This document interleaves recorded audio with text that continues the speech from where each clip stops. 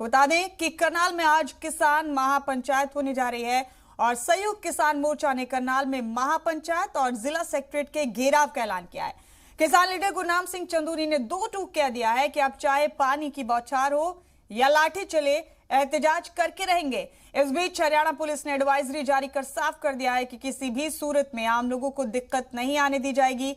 अवामी इमलाक को कोई नुकसान नहीं पहुंचने दिया जाएगा।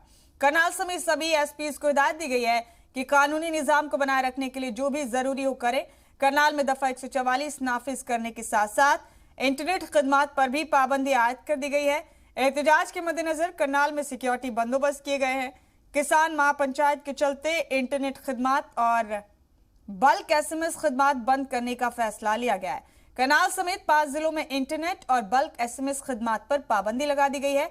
करनाल के अलावा कुरुक्षेत्र, कैथल, जींद और पानीपत में भी इंटरनेट, डोंगल और बल्क एसएमएस सर्विसेज रात 12 बजे तक के लिए बंद रहेंगी।